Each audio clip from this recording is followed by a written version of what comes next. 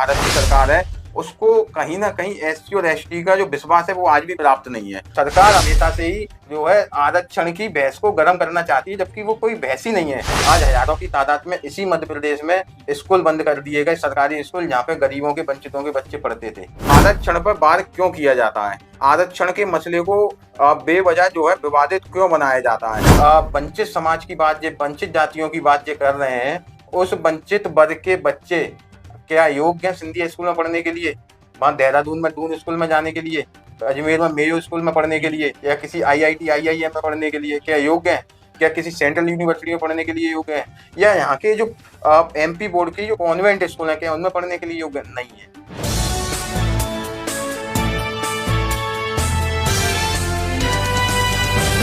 नमस्कार, आप देख रहे हैं द इनसाइट न्यूज एमपी और मेरा नाम है विवेक माझी। बात करेंगे 21 अगस्त को हुए भारत बंद आह्वान को लेकर, जिसमें एससी एसटी समुदाय के लोगों ने देश भर में मौन जुलूस निकाले, शांतिपूर्वक धरने दिए। आखिर क्या कारण था, क्या वजह थी जिसके वजह से एससी एसटी समुदाय के लोग इतनी बड़ी तादाद में सड़कों पर इकट्ठा हुए और उन्होंने भारत बंद का आह्वान किया था? पूरी चर्चा को समझने के लिए मेरे साथ मौजूद है आज खास गेस्ट के रूप में एडवोकेट विश्वजीत रतौनिया, जो कि ओबीसी महासभा के राष्ट्रीय प्रवक्ता हैं, दलित शोषित वर्गों के हित के लिए काम करते हैं और साथ ही लीगल कामों से जुड़े हुए हैं। आपका स्वागत है बहुत बहुत इनसाइट न्यूज में। धन्यवाद जी सर, मैं सबसे पहले यही जानना चाहता हूँ आपसे कि भारत बंद का आह्वान किया गया था कल 21 अगस्त को, आखिर उसकी वजह क्या थी? इतनी बड़ी तादाद में देश भर में लोग आए, दलित लोग आए, एससी एसटी समुदाय के लोग सड़कों पर आए और उन्होंने रैलियां निकाली। आखिर क्या वजह थी, ये जानना चाहता हूँ। देखिए, कोई भी देश, इस दुनिया में जितने भी देश हैं, और भारत तो एक बड़ी भूमिका इस दुनिया में रखता है, इसलिए भारत के संदर्भ में बात करना जरूरी है। कोई भी देश की भागीदारी, उस देश के संसाधनों में भागीदारी जब तक प्रत्येक वर्ग की, प्रत्येक व्यक्ति की सुनिश्चित नहीं होती है, तब तक उस देश की तरक्की असंभव होती है। और आरक्षण जो है वो इस देश के दलितों का, पिछड़ों का, आदिवासियों का रिप्रेजेंटेशन का एक जरिया है, जो रिप्रेजेंटेशन तय करता है कि इस देश की शासनिक व्यवस्था में, प्रशासनिक व्यवस्था में, निर्वाचन की व्यवस्था में दलितों की भागीदारी सुनिश्चित होगी। जिन संस्थाओं में इस देश के अंदर आरक्षण नहीं है, वहां आज भी दलितों की, पिछड़ों की, आदिवासियों की जो भागीदारी है वो शून्य है बिल्कुल।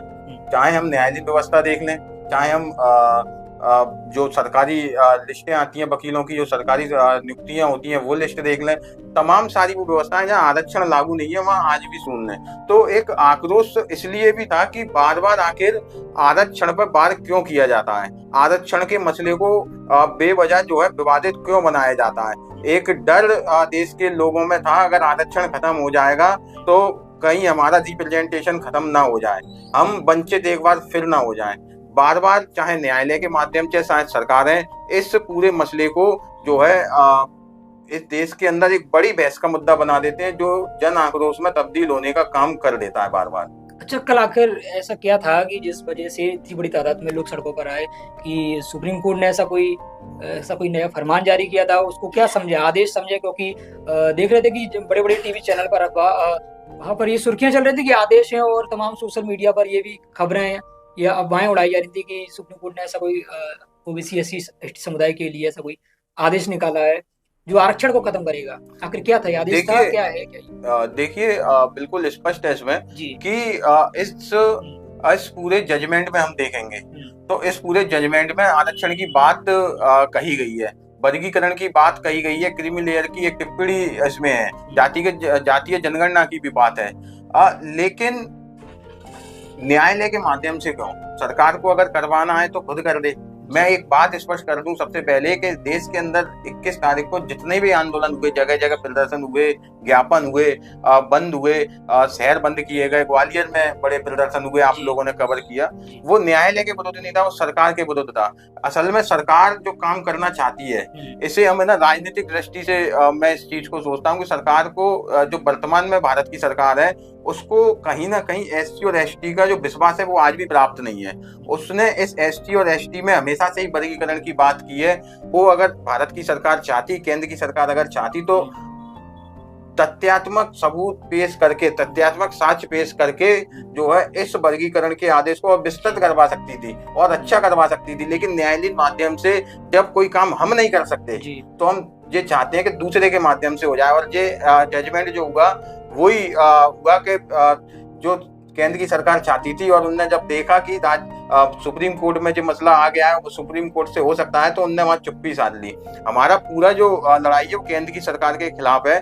केंद्र की सरकार अगर जो इसमें तथ्यात्मक चीजें पेश करती, क्योंकि केंद्र की सरकार के जो है इसमें वकील खड़े हुए हैं, एडवोकेट खड़े हुए हैं, उनके प्रतिनिधि खड़े हुए हैं। हमारा इसमें इतनी सी मांग है कि अगर वो इन आंकड़े जो प्रस्तुत किए गए तो उसमें जातीय जनगणना के आंकड़े क्यों नहीं प्रस्तुत किए गए? पूरे देश में जातीय जनगणना की मांग चल रही है ताकि पहचान हो जाए। मैं बीच में सबसे पहले यही सवाल जानना चाहता हूँ कि हमारे दर्शक भी ये जानना चाहते हैं कि अगर सुप्रीम कोर्ट का वो आदेश है या कोई एडवाइजरी है उसको क्लियर कीजिए। मैं उसी पे आ रहा हूँ। वो पहली बात तो वो जजमेंट जो है ना एडवाइजरी रूपी है वो, ना कि आदेश रूपी है वो। और माननीय न्यायालय ने जो है वो राज्य की सरकारों पर छोड़ा है। राज्य की सरकार तय करेंगी कि उसको किस तरीके से लागू करना है, लेकिन राज्य की सरकार तय कैसे करेंगी? पिछले कई मौकों पे हम देख सकते हैं जब ईडब्ल्यूएस आरक्षण लागू हुआ, इसी मध्य प्रदेश के अंदर 7% सवर्णों की संख्या, 93% जो है एससी एसटी ओबीसी की संख्या है। लेकिन केंद्र की सरकार ने जब ईडब्ल्यूएस 10% लेके आए तो बिना समीक्षा के ईडब्ल्यूएस 10% मध्य प्रदेश में लागू कर दिया गया। समीक्षा नहीं की गई। तो समीक्षा कैसे की जाएगी? समीक्षा की जाएगी जब जातीय जनगणना होगी। तो अब इसमें एक पॉइंट निकल के आता है कि एससी और एसटी के संदर्भ में तो जातिगत आंकड़े उपलब्ध हैं। जो आखिरी जो जनगणना हुई 2011 की, उसमें जातिगत आंकड़े उपलब्ध हैं। तो बिहार की सरकार ने जब जातीय जनगणना कराई, बिहार की सरकार ने वो आंकड़े पूरे जनता के सामने पेश किए, प्रेस कॉन्फ्रेंस की बाकायदा, और पेश किए गए। वो तेजस्वी यादव और नीतीश कुमार के नेतृत्व वाली वो सरकार थी जिसमें वो पेश किए गए, जातीय जनगणना कराई गई थी। उस समय भी एससी और एसटी के जातीय आंकड़े केंद्र की सरकार के पास मौजूद थे 2011 की जनगणना के मुताबिक। लेकिन बिहार ने एससी के भी किए, दलित, महादलित, पिछड़ा, अति पिछड़ा, आदिवासी, सवर्ण, सबके जातियों के आंकड़े प्रस्तुत कर दिए। तो एक तरीके से जो है जातीय जनगणना के जब आंकड़े प्रस्तुत होंगे तो ये आदेश जो है अच्छे तरीके से और वर्गीकृत किया जा सकता है। अगर न्यायालय के इस फैसले को और अच्छे तरीके से लागू करना है तो सबसे पहले न्यायालय को यह आदेशित करना चाहिए इस रिव्यू के माध्यम से कि जातीय आंकड़े मंगाएं, जातीय जनगणना के आदेश दे और मंडल कमीशन की सिफारिश लागू करे, ताकि प्राइवेट सेक्टर में भी इस वर्गीकरण के माध्यम से जो है दलित पिछड़ों की भागीदारी सुनिश्चित की जा सके। भारत बंद पर ही कुछ और भी चर्चा करेंगे, और मैं आपसे ये जानना चाहता हूँ कि आखिर क्रीमी लेयर क्या था? सुप्रीम कोर्ट ने ये जो नई गाइडलाइन जारी की, नई एडवाइजरी जारी की, क्रीमी लेयर ये क्या है, और इससे एससी एसटी समुदाय को इसमें उनके क्या मानक निर्धारित किए गए? देखिए, क्रीमी लेयर जो है ना, पहली बात तो देश जो चलता है वो संविधान से चलता है, जो कि कानून द्वारा बनाया गया है। उस संविधान के अंदर क्रीमी लेयर की कई व्यवस्था नहीं है, लेकिन आरक्षण की व्यवस्था है। उसी संवैधानिक व्यवस्था से जो आरक्षण बना है वो आरक्षण से भागीदारी सुनिश्चित होती है दलित पिछड़ों की, आदिवासियों की, वंचित वर्गों की। लेकिन उस आरक्षण की व्यवस्था में जो आज संविधान में लिखी हुई है उसमें क्रीमी लेयर कहीं नहीं है। क्योंकि अगर माननीय न्यायालय ने टिप्पणी की है क्रीमी लेयर की, तो माननीय न्यायालय को ये अधिकार है कि कोई कानून अगर संसद बनाती है तो उसको कैसे लागू करना है, किस तरीके से करना है, वो माननीय न्यायालय का अधिकार का क्षेत्र है। तो शायद माननीय न्यायालय ने उस अधिकार का उपयोग करते हुए क्रीमी लेयर की बात की है। क्रीमी लेयर वही व्यवस्था है कि किसी झुंड में से, किसी वर्ग में से कुछ ऐसे परिवार या ऐसे लोग छांट लेना जो क्रीम है, जो धनाढ्य है, जो सक्षम है, लेकिन क्या वाकई में वो सक्षम है, इसकी समीक्षा तो जातीय जनगणना से ही होगी। तो ऐसे लोगों को अलग किया जाना जो आर्थिक तौर पर संपन्न हो गए, सामाजिक तौर पर संपन्न हो गए हैं, तो वो क्रीमी लेयर की व्यवस्था है। लेकिन क्रीमी लेयर की व्यवस्था तो का जिक्र कहीं संविधान में नहीं है, कहीं कानून में नहीं है, लेकिन माननीय न्यायालय ने उसका टिप्पणी उस पूरे सुनवाई में की है। अच्छा, वो जजमेंट में नहीं है। मेरा ये सवाल है कि आज ऐसे उच्च पदों पर जो बैठे हुए अधिकारी जैसे कि आईपीएस है, आईएएस, उनको रिजर्वेशन के तहत वो बैठे हुए हैं, और आप क्या मानते हैं कि उनके जो बच्चे हैं, उनके जो बेटे हैं, उनको भी वही अधिकार मिले, या जो समुदाय में जो लोग छूट गए उनको मिलना चाहिए आरक्षण का लाभ? देखिए, आप क्या सोचते हैं? बहुत अच्छी बात आपने कही है। ये बात जो आईएएस कोटे के बन गए हैं, आईपीएस कोटे के बन गए हैं, वो क्या उन्हें आरक्षण छोड़ देना चाहिए? माननीय न्यायालय की जो क्रीमी लेयर की टिप्पणी रही वो टिप्पणी शायद उन पे लागू, अगर क्रिमिनल लागू होगा तो, हालांकि केंद्र की सरकार ने वापस लेने का फैसला कर लिया है कि हम उसको लागू नहीं करेंगे, है ना। और अगर वो लागू होता भी है तो आईएएस आईपीएस एवं तमाम सारे लोगों पर वो लागू होगी, लेकिन टारगेट सिर्फ एससी का व्यक्ति को, एसटी का व्यक्ति को। जहां रिजर्वेशन लागू नहीं है, जहां रिजर्वेशन लागू नहीं है, वहां जो व्यक्ति लाभ के पदों पर हैं, वहां जो व्यक्ति ऐसे पदों पर हैं जहां से पावर जनरेट होती है जी, वो व्यक्तियों के पूर्वज, वो व्यक्तियों के आने वाली पीढ़ी, ठीक है, वो उसी पद के लिए योग्य होती है। तो क्या उन पर ऐसी व्यवस्था लागू होगी जो व्यवस्था दलितों के आईएएस आईपीएस पे आप लागू करना चाहते हैं? बिल्कुल कर दीजिए। अच्छा, एक और सवाल इसको मैं थोड़ा इसको 2 मिनट का, 1 मिनट, आप बिल्कुल इसे लागू कर दीजिए।